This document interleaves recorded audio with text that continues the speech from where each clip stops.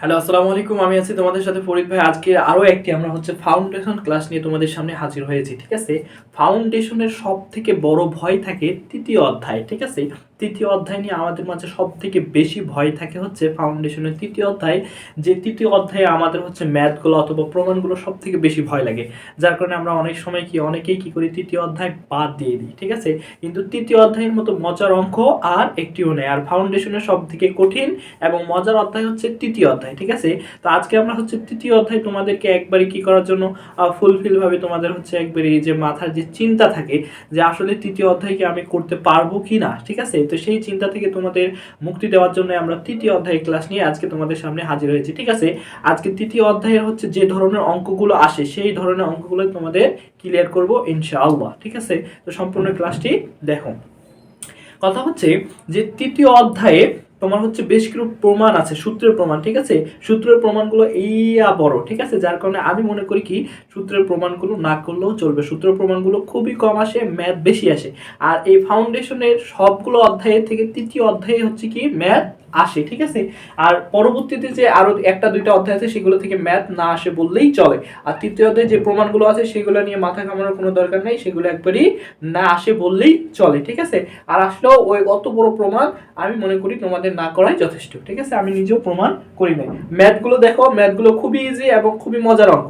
ঠিক আছে? তো বইয়ে দেখবা যে অনেকগুলো কি দেওয়া আছে, সূত্র দেওয়া আছে। ঠিক আছে? তো সবগুলো সূত্র আমাদের লাগবে না।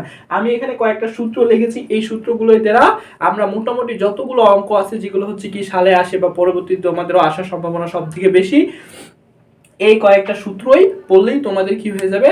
আমি আশা রাখছি ইনশাআল্লাহ যে আর কোনো সূত্র আলাদা করে মুখস্থ এবং করা লাগবে না। তো দেখো, আমরা এখানে একটা দুইটা তিনটা চারটা সূত্র লিখেছি। এই চারটা সূত্রের মাধ্যমে আমরা কি করব, ম্যাথগুলো সলভ করার চেষ্টা করব। ঠিক আছে? এর মাঝে হয়তো একটা অথবা দুইটা আমাদের সূত্র আসবে, সেটা আমরা অঙ্ক করার মাধ্যমে শিখে নেব। তো এখানে দেখো, আমি প্রথমে যে সূত্রটা লিখেছি সেটা বৃত্তকার সূত্র। বৃত্তকার বলতে কোনো একটা ফুটিং বৃত্তকার হবে যখন। ঠিক আছে?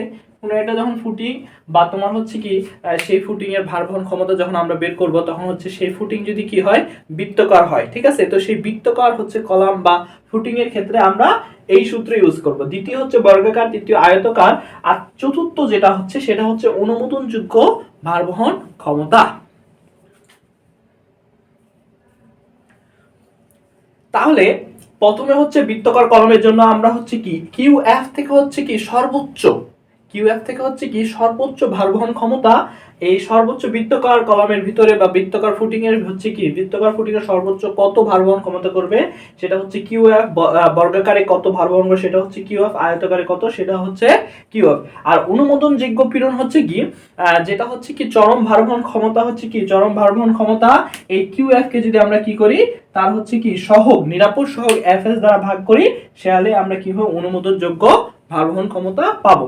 তাহলে এখন দেখো, আমরা একটা সূত্র যদি একটু তোমাদের মাঝে আলোচনা করি তাহলেই তোমরা বুঝতে পারবে যে এই সূত্রে কি কি আছে। প্রথমে দেখো, আমরা এই প্রথম সূত্রটা নিয়ে আলোচনা করি। এখানে আমাদের আছে কি কিউ এফ সমান সমান 1.3 সিএনসি। ওকে, এখন এই যে প্রথমটুকু আছে সিএনসি, এইটুকু দেখো, এটা কি আমাদের চরম ভারবহন ক্ষমতা কিউএফ। ওকে, চরম ভারবহন ক্ষমতা। এখন কথা যে 1.3 সিএনসি এটা কি আমাদের প্রত্যেকটা প্রশ্নে চিন্তার কোনো দরকার নাই। সি এর মান দেওয়া থাকবে, এনসি এর মান দেওয়া থাকবে। তোমাকে এই নিয়ে টেনশন করার কোনো দরকার নাই যে সি আবার কি এন এনসি কি। এনসি এর মানটা আমাদের কি থাকবে প্রশ্নপত্রে দেওয়া থাকবে এবং সি কি কোহেশন। ঠিক আছে? সি আমাদের কি কোহেশন। এই কোহেশনটাও কি আমাদের প্রশ্নপত্রে দেওয়া থাকবে।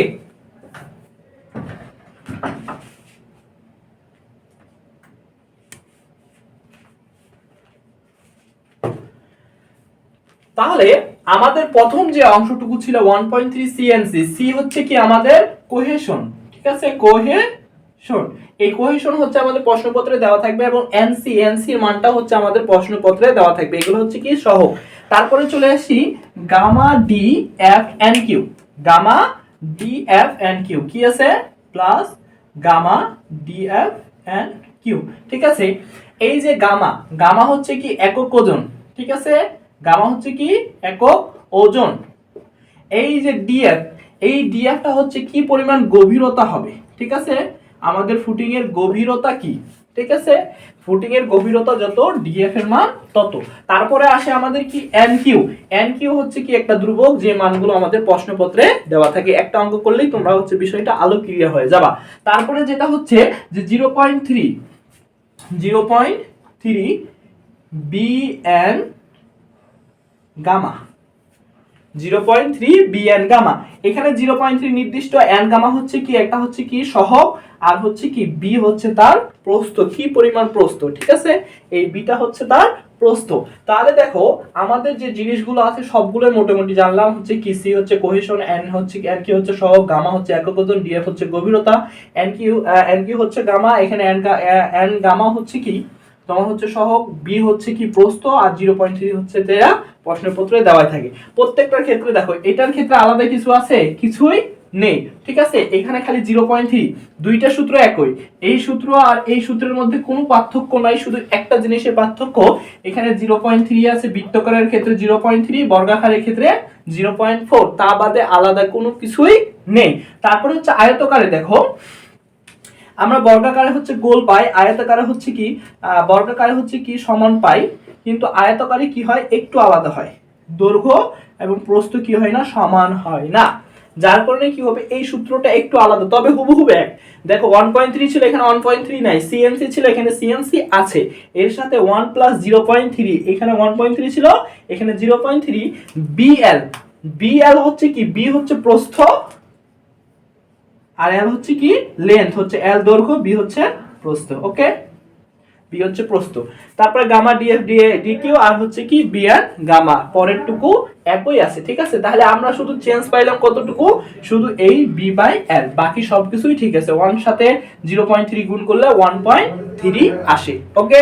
তাহলে আমরা সূত্রগুলো বুঝলাম, এবার সূত্র দ্বারা কিভাবে অঙ্ক করে সেটাই আমরা দেখব।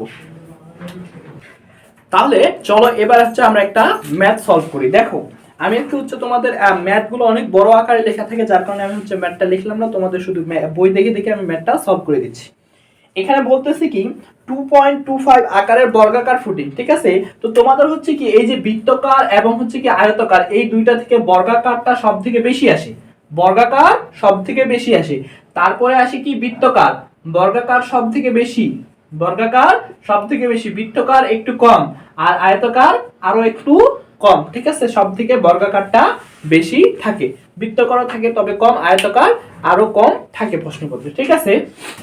তো এখানে আমাদের প্রশ্নতে বলতেছে কি যে যেহেতু আমাদের বৃত্তাকার কলাম বলছে, সেহেতু আমরা বৃত্তাকার বাদে বাকি যে জিনিসগুলো আছে সবগুলো মিশাই দিলাম, ওকে।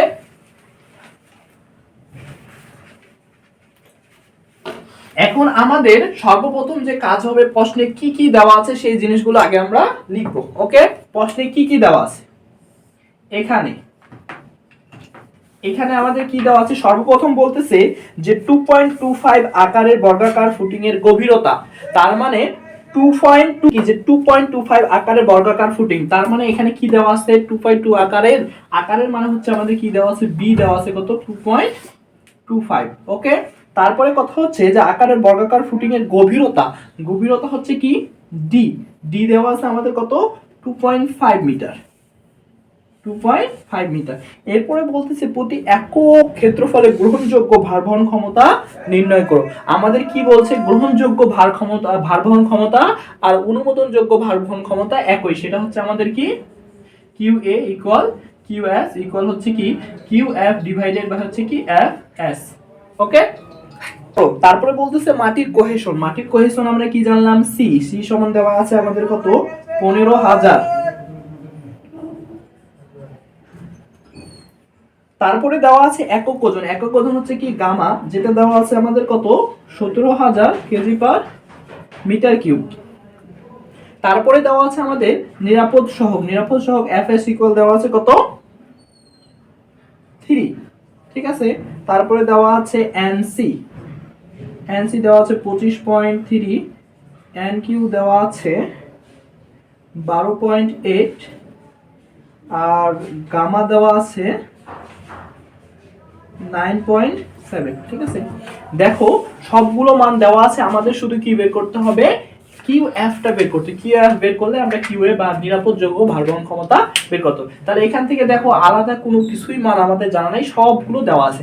আমরা জাস্ট কি করব, এই মানগুলো এখানে বসাবো। তাহলে দেখো আমরা যদি অঙ্কটা করি তাহলে কিভাবে হচ্ছে, তাহলে কিউ এফ সমান সমান হচ্ছে কি 1.3 সিএনসি plus gamma D f N q plus 0.4 B N gamma. Okay, আর এখন আমরা কি করব, মানগুলো বসাই। তাহলে মানগুলো আমাদের কি হচ্ছে বলো দেখি, 1.3 ইনটু সি হচ্ছে আমাদের কত 15,000 ইনটু এনসি হচ্ছে আমাদের কত, এনসি হচ্ছে 25.3 প্লাস গামা হচ্ছে কত, গামা হচ্ছে আমাদের দেওয়া আছে গামা দেওয়া আছে 17,000 ইনটু ডিএফ, ডি হচ্ছে আমাদের কত, ডিএফটাই ডিএফ ডি হচ্ছে ডিএফ 2.5 ইনটু এন কিউ হচ্ছে আমাদের কত 12.8 প্লাস 0.4 ইনটু বি হচ্ছে আমাদের কত 2.25, তারপরে ইনটু হচ্ছে আমাদের এন গামা হচ্ছে 9.7। তাহলে দেখো আমাদের কিউ এফ এর মানটা এখান থেকে পেয়ে যাবো। আমাদের ক্যালকুলেটর চাপলে এটা মান আসে 1185, আমাদের মান আসে 1185,760 কেজি পার যেহেতু মিটারে আছে সেহেতু কি হবে মিটার স্কয়ার। তাহলে আমরা দেখো আমাদের বলছি কি যে এর অনুমোদনযোগ্য ভারবহন ক্ষমতা নির্ণয় করো। তাহলে অনুমোদনযোগ্য ভারবহন ক্ষমতা সমান সমান আমরা কি জানি, কিউ এ ইকুয়াল কি জানি তোমার কিউ এফ। তাহলে কিউ এফ এটা, আর হচ্ছে এফ এস কত, এফ এস হচ্ছে এফ এস। তাহলে দেখো কিউ এফ এর মান কত পাইলাম 1185,760 ডিভাইডেড হচ্ছে এফ এস কত আমাদের 3। তাহলে এখান থেকে যে মানটা পাবো সেটা হবে কি কেজি মিটার স্কয়ার। ইজি, ঠিক আছে না? এভাবে হচ্ছে যত ধরনের অঙ্কগুলো আছে সবগুলো এইভাবে খুব ইজিলি ভাবে সলভ করা যায়। সবগুলো মান দেওয়া থাকে, আলাদা কোনো কিছুই নাই, আমরা খুব ইজিলি ভাবে মান বের করতে পারি। আজকে এই পর্যন্তই, সবাইকে ধন্যবাদ। আর তোমাদের কোনো সমস্যা হলে অবশ্যই আমাকে জানাবে, দরকার পড়লে আমি সেই ম্যাথ নিয়ে তোমাদের সামনে হাজির হব। আসসালামু আলাইকুম।